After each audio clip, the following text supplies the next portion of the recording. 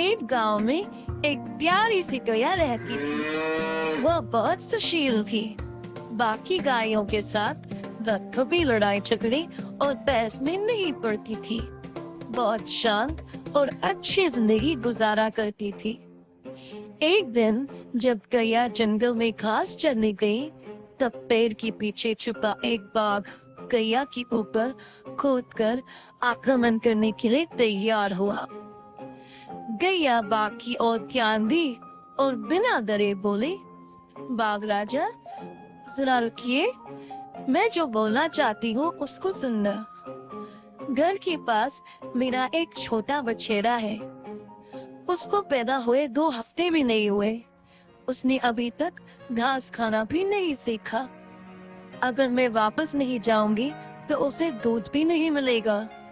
अगर आप दया करके मुझे जाने देंगे तो मैं अपने बछेड़े के पास वापस जाकर उसे पेट भरकर दूध पिलाकर अच्छी अच्छी बातें सिखाकर वापस आऊंगी। फिर तो मुझे खा सकते हो। गैया की बातें सुनकर बाघ जोर से हंसने लगा और बोला, क्या तुम मुझे उल्लू बनाने की कोशिश कर रही हो? यहाँ से भागने के लिए तुम मुझे इतना झूठ बोल रही हो? मैं बेवकूफ नहीं हूँ। बाघ बहुत गुस्से से बोला। गैया बोली, तुम बिल्कुल गलत सोच रही हो। मैं झूठ नहीं बोल रही हूँ। एक बार अगर मैं अपनी जुबान देती हूँ तो मैं किसी भी हाल में उसे पूरा करती हूँ। तुम्हारी भूख मिटाकर मुझे लगेगा कि मैंने तुम पे उपकार किया है। बस एक बार मुझे अपने बछेड़े को देखना है और उसकी भूख मिटाना है। ऐसा गैया बहुत दयालु तरीके से बोले। बाघ थोड़ी देर सोच में पड़ गया।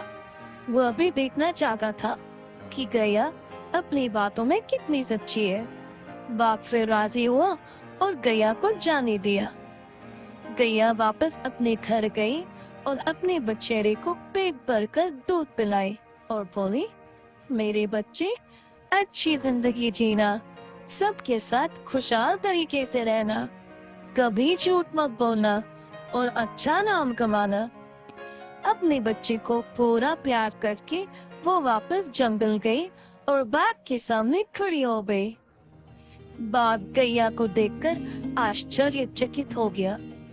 गैया को अपनी जान से भी ज्यादा अपना वादा पूरा करना महत्व था। ऐसी गैया को मारकर खाना बहुत बड़ा पाप होगा।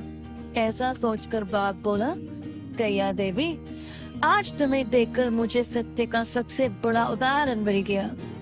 मैं चाहता हूँ कि तुम खुशी खुशी वापस जाओ और अपने बछेड़े के साथ रहो।